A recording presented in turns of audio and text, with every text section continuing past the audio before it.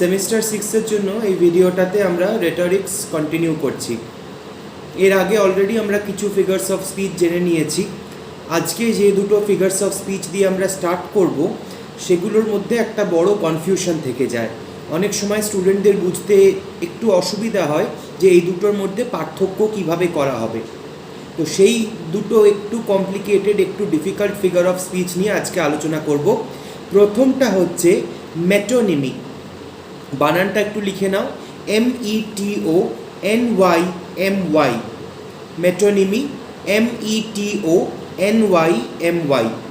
মেটোনিমি মানে হচ্ছে যে একটা জিনিসকে অন্য নাম ধরে ডাকা। মানে ধরো প্রত্যেকটা জিনিসেরই একটা করে আমাদেরকে নাম দেওয়া হয়েছে এবং ছোটোবেলা থেকে আমরা সেই নামেই সেই জিনিসটাকে ডেকে আসি। কিন্তু আমরা যদি সেই জিনিসটাকে একটা অন্য নাম ধরে ডাকি, নামটাকে পরিবর্তন করে ডাকি, তাহলে সেটা মেটোনিমি বলা হবে। একটা উদাহরণ দিলে হয়তো খুব সুবিধা হবে বুঝতে। আমরা যদি বলি, সহজ ভাষায় বলতে গেলে পশ্চিমবঙ্গ সরকার এই নির্দেশটি দিয়েছেন। পশ্চিমবঙ্গ সরকার বলতে আমরা কি বুঝছি না, গভর্নমেন্ট, যারা মেন অ্যাডমিনিস্ট্রেশন চালাচ্ছে ওয়েস্ট বেঙ্গলের, তাদেরকে আমরা পশ্চিমবঙ্গ সরকার, তারা নির্দেশ দিয়েছে। এটা সাধারণ ভাষায় হলো। কিন্তু একটু কাব্যিক করে বলতে গেলে সেটা আমি বলবো, নবান্ন থেকে আদেশটি দেওয়া হয়েছে বা নবান্ন এই আদেশটি দিয়েছে। নবান্ন বলতে কি বোঝানো হচ্ছে? নবান্ন তো একটা বিল্ডিংয়ের নাম। তাহলে কি বিল্ডিং কোনো আদেশ দিল? অবশ্যই না। একটা বিল্ডিংয়ের পক্ষে কোনো আদেশ দেওয়া কিন্তু সম্ভব নয়। তাই নবান্ন আদেশ দিয়েছে, এর মানে হচ্ছে নবান্নতে পশ্চিমবঙ্গ সরকারের মেইন অফিস রয়েছে, মেইন সিট রয়েছে। তাই জন্য নবান্ন আদেশ দিয়েছে মানেই হচ্ছে পশ্চিমবঙ্গ সরকার আদেশ দিয়েছে। তাহলে আমি পশ্চিমবঙ্গের সরকারকে পশ্চিমবঙ্গ সরকার না বলে নবান্ন বলে ডাকছি, নামটা একটু পাল্টে দিচ্ছি। এটাকেই বলা হয় মেটোনিমি। এবার মেটোনিমির ব্যাখ্যাটা, ডেফিনেশনটা তোমরা একটু লিখে নাও। Metonymy is a figure of speech. Metonymy is a figure of speech that comprises of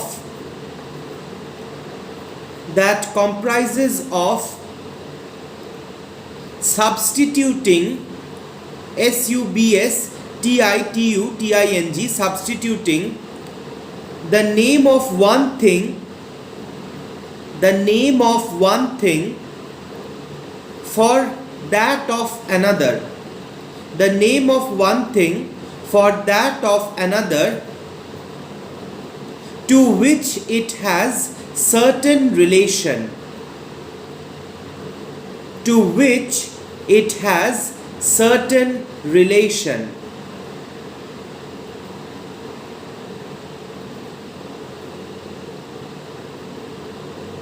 এর উদাহরণ লিখে দাও।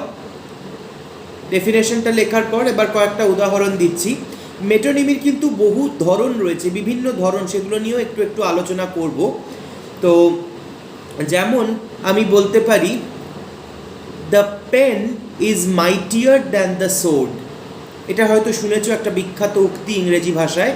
The pen is mightier, MIGHTER, mightier than the sword.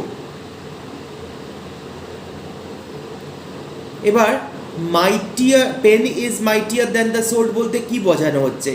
Pen কি তলোয়ারের থেকে বেশি শক্তিশালী? একেবারেই নয়। একটা তলোয়ার দিয়ে একটা পেনকে কেটে ফেলা যায়। কিন্তু এখানে মেটোনিমি ব্যবহার করে পেন অর্থাৎ একজন লেখককে বলা হয়েছে। সে একজন জার্নালিস্ট হতে পারে বা সে একজন ঔপন্যাসিক সাহিত্যিক হতে পারে। তাই বলা হচ্ছে যে একজন ঐতিহাসিক বা সাহিত্যিক, ঔপন্যাসিক, জার্নালিস্ট, এনারা একজন যোদ্ধার থেকে বেশি শক্তিশালী। সোর্ড মানে তলোয়ার, সেটা রিপ্রেজেন্ট করছে যোদ্ধাকে। তাহলে আমি সাধারণ ভাষায় যদি এটা বলতে চাই, এটার মানে হবে একজন সাংবাদিক একজন যোদ্ধার থেকে বেশি শক্তিশালী। কেন না, একজন সাংবাদিক তার খবরের কাগজে যে রিপোর্টটা লিখে ছাপবেন, সেই রিপোর্টটা বহু মানুষের কাছে পৌঁছাবে এবং সেই রিপোর্টটা মানুষের মনে একটা পরিবর্তন আনতে পারবে। একজন যোদ্ধা তার তলোয়ার দিয়ে কয়েকজনকে হত্যা করতে পারবে, ভয় দেখাতে পারবে, কিন্তু একজন লেখক বা একজন সাংবাদিক তার লেখনী দিয়ে অনেক কিছু, অনেক বড় পরিবর্তন আনতে পারবেন। তাই জন্য pen is mightier than the sword, মানে হচ্ছে যে পেন ধারক, যে পেন ব্যবহার করে, যেমন সাংবাদিক, যেমন সাহিত্যিক, এনারা একজন তলোয়ার ধারক, মানে যে তলোয়ার ব্যবহার করেন তার থেকে অনেক বেশি শক্তিশালী। আরেকটা উদাহরণ লেখো, take advice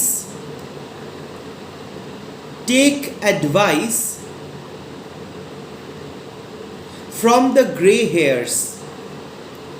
Take advice from the grey hairs. Grey here's মানে এখানে কি বলা হচ্ছে না, আমি সাদা সাদা চুলগুলোর থেকে অ্যাডভাইস নিতে গেলে চুল তো কথা বলতে পারে না, তাহলে চুল বলতে এখানে কি বোঝানো হচ্ছে? চুল বলতে এখানে বোঝানো হচ্ছে সাদা চুলের ব্যক্তি, মানে বয়স্ক লোকেদের, যারা সমাজের বৃদ্ধ, যারা বয়স্ক লোক, তারা কিন্তু একটা লম্বা জীবনযাপন করে এসেছেন, তাই জন্য তাদের একটা অভিজ্ঞতার দাম রয়েছে। তাই অ্যাডভাইস নিতে হলে এই ধরনের অভিজ্ঞ লোকেদের কাছ থেকেই অ্যাডভাইস নেওয়া উচিত। তাই বলা হচ্ছে take advice from the grey haired, মানে ফ্রম দ্য ওল্ড পিপল। আরেকটা বলতে পারি, he is sitting in the sun. He is sitting in the sun, তার মানে কি ব্যক্তিটি সূর্যের মধ্যে গিয়ে বসে আছে? অসম্ভব, সঙ্গে সঙ্গে পুড়ে ছাই হয়ে যাবে। সিটিং ইন দ্য সান মানে হচ্ছে সান রেজ, সূর্যের আলোক, এই ব্যক্তিটি সূর্যের আলোতে বসে রয়েছে। তো তাই জন্য এটাও হলো একটা মেটোনিমি। তাহলে মেটোনিমি শব্দটা একটা গ্রিক শব্দ থেকে নেওয়া হয়েছে। মেটা মানে হচ্ছে পরিবর্তন বা চেঞ্জ, আর ওনোমা মানে হচ্ছে নাম, মানে নাম পরিবর্তন করা হচ্ছে। একজন বুড়ো লোককে বুড়ো না বলে গ্রে হেয়ার বলে ডাকছি, একজন লেখককে লেখক না বলে কলম বলে ডাকছি, একজন সূর্যের আলোটাকে সূর্যের আলো না বলে সূর্য বলে ডাকছি। তাই নামটা পাল্টে দিয়ে অন্য কিছু বলে ডাকছি, সেটা হয়ে গেল মেটোনিমি। এটা প্রথমটা। আমি বললাম যে দুটো আছে যেটার মধ্যে আমরা একটু কনফিউজড হয়ে যাই, তো প্রথমটা ছিল মেটোনিমি। দ্বিতীয়টা হচ্ছে সিনেকডকি। সিনেকডকি বানানটা একটু লিখে নাও, SYNECDOCHE,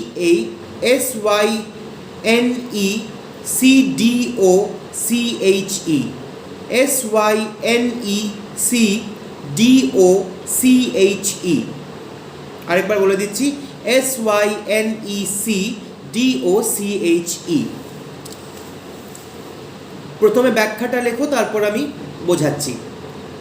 By this figure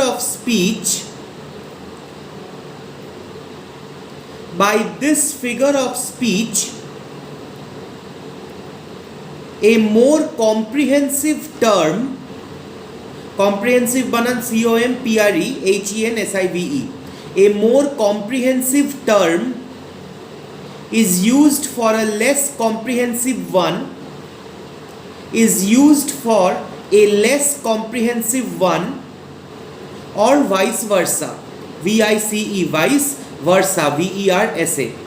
মানে একটা বড় কনসেপ্টকে বোঝাবার জন্য সেই কনসেপ্টটার একটা অংশকে আমি রেফার করতে পারি, অথবা একটা ছোট কনসেপ্টকে বোঝাবার জন্য একটা বৃহত্তর আইডিয়াকে আমি বোঝাতে পারি।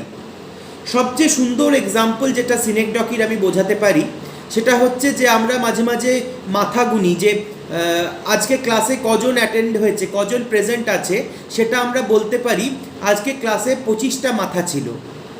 25টা মাথা এসছে বা 25টা মাথা ছিল, তার মানে কি শুধু শুধু কাটা কাটা মাথাগুলো এসছিল? অবশ্যই নয়।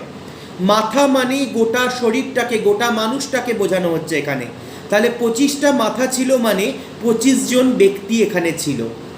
তাহলে এখানে আমাদের একটু কাব্যিক করে বলা হচ্ছে 25টা মাথা ছিল, 25 জন ব্যক্তি উপস্থিত ছিল না বলে আমরা বলতে পারি 25টা মাথা ছিল। আরেকটা উদাহরণ হচ্ছে, অনেক সময় বলে যে সিনেমাতেও তোমরা দেখেছো, বিয়েতে আমি তোমার হাত চাইছি, তোমার হাতটা পেতে চাই। তো হাতটা পেতে চাই মানে কি শুধু কাটা হাত? না, পুরো মানুষটাকে পেতে চাই। হাত মানে সেই মানুষটাকে মিন করছে, মানে একটা গোটা মানুষকে শুধু একটা হাত দিয়ে বোঝানো হচ্ছে, একটা গোটা মানুষকে তার শুধু মাথাটা দিয়ে বোঝানো হচ্ছে। তো এই কনসেপ্টটাকে সিনেকডকি বলা হয়। কয়েকটা উদাহরণ লিখলে একটু বুঝতে সুবিধা হবে আরও। লেখো,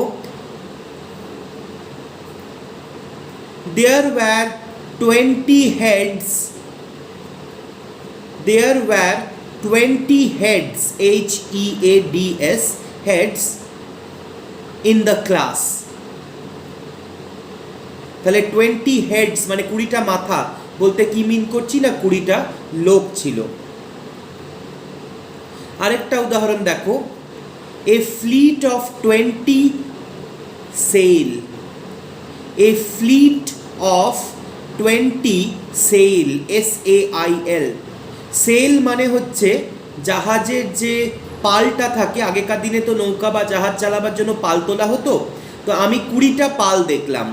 পাল কি শুধু শুধু জলে জলে ভেসে যাচ্ছে? না, 20টা পাল মানে 20টা পাল তোলা নৌকা বা পাল তোলা জাহাজ। তাহলে ওই পালটা মানে সেলটা পুরো জাহাজটাকে মিন করছে। সিনেকডকি এবং মেটোনিমি এই দুটোর মধ্যে কিন্তু অনেকটা সিমিলারিটি আছে। এটা ধরা কিন্তু একটু কঠিন হয়ে যায়, যে কারণ দুটোতেই তো আমি নাম পরিবর্তন করে ডাকছি। যদি আমি একটা 5 জন ছেলে এসেছে না বলে বলি 5 জন মাথা উপস্থিত আছে, তাহলে তো আমি নামটাই পরিবর্তন করছি, ছেলেটাকে মাথা বলছি। তাহলে আমি আলাদা করে বুঝবো কী করে যে সিনেকডকি হবে না মেটোনিমি হবে? এখানে একটু একটা ছোট্ট ট্রিক আছে, এই ট্রিকটা ফলো করলেই তোমরা বুঝতে পারবে। সিনেকডকি বোঝবার জন্য তোমরা দেখবে যে জিনিসটাকে বলা হয়েছে সেই জিনিসটার একটা অংশ, অভিন্ন অংশের দ্বারা সেই জিনিসটাকে ব্যাখ্যা করা হচ্ছে। মানে মানুষকে ব্যাখ্যা করতে গেলে তার মাথা ব্যবহার করা হচ্ছে। মাথাটা মানুষের শরীরের একটা অভিন্ন অংশ। এই মাথাটা কেটে দিলে মানুষের শরীর কিন্তু আর আস্ত থাকে না। তাই যদি আমরা বলছি যে আমি বিয়েতে তোমার হাতটা চাই, হাতটাও কিন্তু শরীরের একটা অভিন্ন অংশ। ওই শরীর থেকে হাত আলাদা হয়ে গেলে সেই হাত মানে শরীরের কিন্তু শরীরটা আর থাকে না, শরীরটা নষ্ট হয়ে যায়। আবার যদি বলি জাহাজের পাল, আরেকটা উদাহরণ দিয়েছিলাম, I saw a fleet of 20 ship বা 20 সেলস। তো সেখানে পাল বলতে পালটাও কিন্তু জাহাজের একটা অঙ্গ। ওই পালটা ভেঙে দিলে জাহাজটা কিন্তু আর জাহাজ থাকছে না, জাহাজটা নষ্ট হয়ে যাচ্ছে। তাহলে সিনেকডকির ক্ষেত্রে যে শব্দটা দিয়ে বোঝানো হচ্ছে, একটা কনসেপ্টকে বোঝাবার জন্য যে শব্দটা ব্যবহার করা হচ্ছে, সেই শব্দটা সবসময় তার সাথে অতপ্রতভাবে জড়িত শব্দ হবে, তার একটা অভিন্ন অঙ্গ হবে, তবেই কিন্তু সেটাকে আমরা সিনেকডকি হিসাবে ধরতে পারি।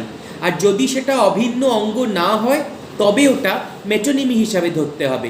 যেমন পেনটা তো একজন লেখকের শরীরের অভিন্ন অঙ্গ নয়, একটা লেখকের জীবনের অংশ নিশ্চয়ই, কিন্তু তার শরীরের অভিন্ন অংশ কিন্তু পেন নয়, বা একজন যোদ্ধার অভিন্ন অংশ কিন্তু তলোয়ার নয়।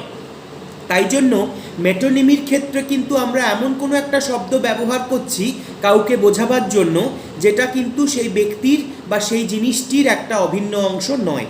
কিন্তু সিনেকডকির ক্ষেত্রে আমরা দেখব যে সবসময় এমন একটা শব্দ ব্যবহার করা হচ্ছে যেখানে ব্যক্তির অভিন্ন অঙ্গ বা অভিন্ন অংশর কথা বলা হচ্ছে। এটাই হচ্ছে সিনেকডকি এবং মেটোনিমির মধ্যে পার্থক্য। আমরা আরও কিছু প্র্যাকটিস করব এই ব্যাপারগুলো, যখন আমি গ্রুপে তোমাদেরকে দেব কিছু মেটেরিয়াল, তোমরা সেগুলো নিয়ে প্র্যাকটিস করলে আরও বুঝতে সুবিধা হবে যে কীরকম ধরনের সিনেকডকি এবং মেটোনিমি কবিতাতে ব্যবহার করেছে এবং সেগুলোকে কিভাবে তোমরা আইডেন্টিফাই করবে। এরপর চলে যাচ্ছি আমি পরের ফিগার অফ স্পিচ, যেটা হচ্ছে হাইপারবোল। মেটোনিমি সিনেকডকিটা একটু কঠিন ছিল, সেই তুলনায় কিন্তু হাইপারবোলটা বোঝা অনেক সহজ, বানানটাও সহজ, HYPERBOLE, হাইপারবোল, HYPERBOLE, হাইপারবোল। তাহলে হাইপারবোলের প্রথমে ব্যাখ্যাটা লিখে নাও, তারপর বোঝাচ্ছি। It is a figure of speech, it is a figure of speech by which things are represented, by which things are represented as much greater or much worse, as much greater or much worse than they really are, than they really are। ব্যাখ্যাটা লিখে কিন্তু কিছু বোঝা যাবে না, কিন্তু ব্যাপারটা খুব সহজ। হাইপারবোল মানে হচ্ছে কোনো একটা ছোট ঘটনাকে একটু বাড়িয়ে চাড়িয়ে বলা। এটা আমরা হিন্দি সিনেমায় প্রচুর দেখে থাকি। হিরো সবসময় নায়িকাকে বলছে, হিরোইনকে বলছে যে আমি তোমায় এতটাই ভালোবাসি যে আমি তোমার জন্য আকাশ থেকে চাঁদ তারা সব নিয়ে চলে আসব। এটা কি বাস্তব জীবনে সম্ভব? একেবারেই না, একেবারেই অসম্ভব। কিন্তু কাব্যের ভাষায় কিন্তু এটা সম্ভব। কেননা চাঁদ তারা নিয়ে আসবো মানে হচ্ছে আমি তোমার জন্য অসম্ভবকে সম্ভব করতে পারি। তাই হাইপারবোল সবসময় একটা ছোট জিনিসকে খুব বাড়িয়ে বলা হয়। সেটা কখনো কখনো কমেডির জন্য বলা হয়, আবার কখনো কখনো একটা কোনো ফিলিংকে ইন্টেন্সভাবে প্রকাশ করবার জন্য বলা হয়। যেমন নায়ক যখন নায়িকাকে বলছে যে আমি তোমার জন্য আকাশ থেকে চাঁদও আনতে পারি, তখন নায়ক বোঝাতে চেষ্টা করছে যে আমি তোমাকে এতটাই ভালোবাসি যে তোমার এই ভালোবাসায় আমি অসম্ভবকে সম্ভব করে দিতে পারি। তো সেই জন্যই হাইপারবোল ব্যবহার করা হয়। যেমন একটা উদাহরণ আমি দিচ্ছি, I loved a love once, I loved a love once, the fairest among women, I loved a love once, the fairest among women। এখানে লেখক বলছেন, লেখক হচ্ছেন চার্লস ল্যাম্ব, যিনি বিখ্যাত এসে ড্রিম চিলড্রেন লিখেছিলেন। তো এই চার্লস ল্যাম্ব ইনি বলছেন যে একদা আমি একজন মহিলাকে ভালোবাসতাম, যে মহিলা আমার মতে পৃথিবীর মধ্যে সবচেয়ে সুন্দরী মহিলা, মহিলাদের মধ্যে সবচেয়ে সুন্দরী। নাও এটা কিন্তু বাস্তব নয়, কারণ তিনি গোটা পৃথিবী ঘুরে বেড়াননি, তিনি ইউরোপের বাইরেই বেরোননি এবং কোন দেশে কে সুন্দরী মহিলা রয়েছে সেটা তিনি জানেন না। কিন্তু তিনি বোঝাতে চাইছেন যে সত্যি তার যে প্রেমিকা সে ভীষণ সুন্দরী ছিল, সেটা বোঝাবার জন্য বলছে সে পৃথিবীর মধ্যে সবচেয়ে সুন্দরী। এটা একটু বাড়িয়ে বলা হয়ে গেল, এটাকে আমরা হাইপারবোল বলবো। আরেকটা হাইপারবোল জুলিয়াস সিজার নাটকে রয়েছে, যেটা অত্যন্ত জনপ্রিয় এবং হাইপারবোল বোঝাতে গেলে আমরা সবসময় এই উদাহরণটা দিয়ে থাকি। এটাও হচ্ছে, লিখে নাও, put a tongue in every wound of caesar, put a tongue, TONGUE, tongue, in every wound, WOUND, wound of Caesar, that should move, MOVE, the stones of Rome, the stones of Rome, ROME, and rise to mutiny, and rise to mutiny, MUTINY। কি বলছেন না, Julius সিজারকে ষড়যন্ত্রকারীরা হত্যা করেছেন এবং তার গোটা শরীরে বহু ছুরি ঢোকানো হয়েছে। তো গোটা শরীরে সে ছুরির দাগ গোটা শরীরের মধ্যে রয়েছে। মার্ক অ্যান্টনি জুলিয়াস সিজারের সবচেয়ে প্রিয়, আমরা বলতে পারি যে জুলিয়াস সিজারকে সবচেয়ে বেশি ভালোবাসতো, সেই মার্ক অ্যান্টনি বলছে মানুষকে যে সিজারের প্রত্যেকটা ক্ষততে যদি একটা করে জিভ লাগিয়ে দেওয়া যায় তাহলে দেখবে তারা কীরকমভাবে চিৎকার করে করে সত্যিটা সাধারণ মানুষকে জানাবে এবং সেটা শুনে এই রোম দেশের সমস্ত পাথরগুলো বিদ্রোহ করে উঠবে, পাথরগুলোও বিদ্রোহ করে উঠবে।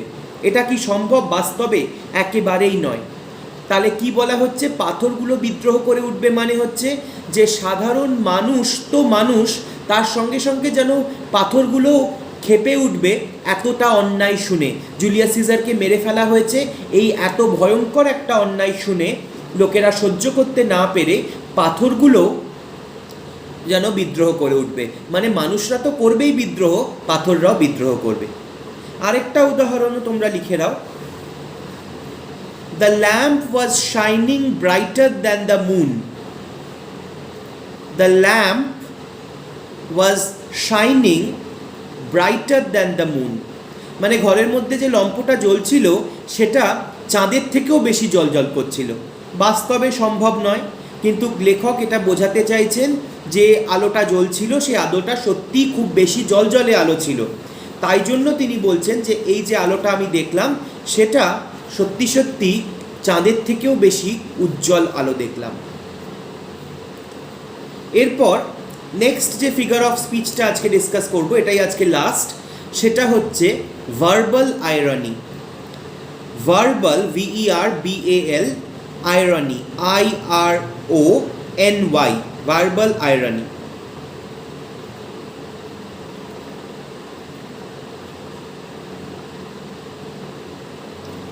ব্যাখ্যাটা লেখো।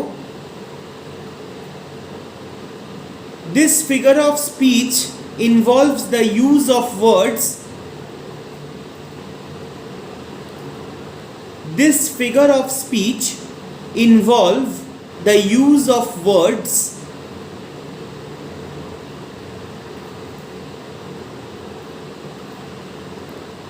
comma, the natural meaning of which is the very opposite,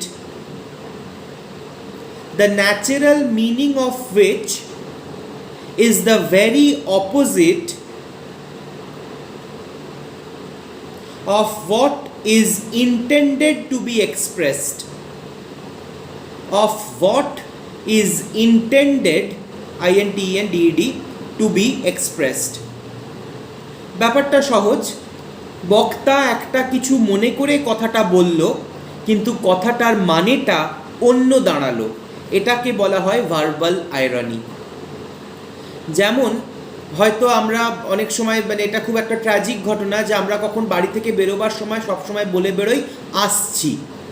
কেন বলি যে যাচ্ছি বলতে নেই? হয়তো কেউ বাড়ি থেকে বেরোবার সময় বলল যে আমি যাচ্ছি, এবং সত্যি সত্যি তার রাস্তায় কোনো একটা দুর্ঘটনা হলো এবং সে সত্যি সত্যি চলে গেল, আর ফিরে এলো না। তাহলে সে কিন্তু যাচ্ছিটা একটা অন্য অর্থে বলে গেছিল, যাচ্ছি মানে কোথাও কাজে বেরোচ্ছি, কিন্তু আসলে কি হলো, মানেটা একেবারেই অন্য দাঁড়ালো, সে সত্যি সত্যি এই পৃথিবী থেকে চলে গেল। এটা হলো ভার্বাল আইরনি। বক্তা একটা ভেবে কথাটা বলেছিল, কিন্তু সেই কথাটাকে অন্যভাবে মানুষ বুঝলো বা অন্যভাবে সেই কথাটা ফললো, এটা হচ্ছে আইরনি। উদাহরণ দিচ্ছি, দেখো, এটা জুলিয়াস সিজার থেকে আবার দেব, কারণ জুলিয়াস সিজারে ভার্বাল আইরনি, ড্রামাটিক আইরনি খুব ভালোভাবে ব্যবহার করা রয়েছে। তো আমি ভার্বাল আইরনির উদাহরণটাও জুলিয়াস সিজার থেকেই দিচ্ছি। এখানে মার্ক অ্যান্টনি জুলিয়াস সিজারের মৃত্যুর পর সবার সামনে দাঁড়িয়ে একটা স্পিচ দিচ্ছে, এবং তিনি বলছেন, লিখে নাও, Yet Brutus says he was ambitious. Yet Brutus, BRUTUS, একটা চরিত্রের নাম, তাই বি ক্যাপিটাল হবে। Yet Brutus says he was ambitious, AMBITIOUS, comma, next line, and Brutus is an honorable man, and Brutus is an honorable man, HONOURABLE, honorable man. এটার মধ্যে আয়রনিটা কি হলো না, ব্রুটাস একটু আগে সবার চোখের সামনে জুলিয়াস সিজারকে হত্যা করেছে। মার্ক অ্যান্টনি মানুষের সামনে দাঁড়িয়ে বলছে যে ভাই আমি তো কখনো বুঝিনি, কিন্তু হ্যাঁ, যখন ব্রুটাস বলছে যে জুলিয়াস সিজার খুব বেশি উচ্চাকাঙ্ক্ষা রেখেছিল জীবনে, খুব বেশি তার অ্যাম্বিশন ছিল, তাহলে হবে হয়তো সেটাই ঠিক, কারণ ব্রুটাস তো আফটার অল একজন সম্মানীয় ব্যক্তি। এই সম্মানীয় ব্যক্তিটা কিন্তু তিনি মন থেকে সম্মানীয় ব্যক্তি বলতে চাইছেন না, তিনি আসলে লোককে বোঝাতে চাইছেন যে সম্মানীয় সাজার আড়ালে ব্রুটাস একটা নোংরা কাজ করেছে। তাই এই সম্মানীয় ব্যক্তি ব্যাপারটা, এটা আয়রনি হয়ে যাচ্ছে। Brutus is an honourable man, এটা অ্যান্টনি বলছে এক, আর মিন করছে সম্পূর্ণভাবে উল্টো জিনিস। আসলে তিনি মিন করছে যে ব্রুটাস কিন্তু মোটেও সম্মানীয় নয়, কারণ তিনি একটু আগে নিজের হাতে তার প্রিয় বন্ধু সিজারকে, দেশের রাজা সিজারকে হত্যা করেছেন। এই ব্যক্তিকে সম্মানীয় বলা যায় না। তাই যখন মার্ক অ্যান্টনি বলছেন Brutus was an honourable man, তখন কিন্তু তিনি আয়রনি ব্যবহার করছেন, মানে এটা মন থেকে না বলে এই কথাটার মানেটা সম্পূর্ণভাবে অন্য হচ্ছে। তাহলে আজকে এই চারটেই থাকছি, আমরা চারটে ফিগার অফ স্পিচ আজকে ডিসকাস করলাম। আবার নেক্সট ক্লাসে নেক্সট ফিগার অফ স্পিচগুলো ডিসকাস করব।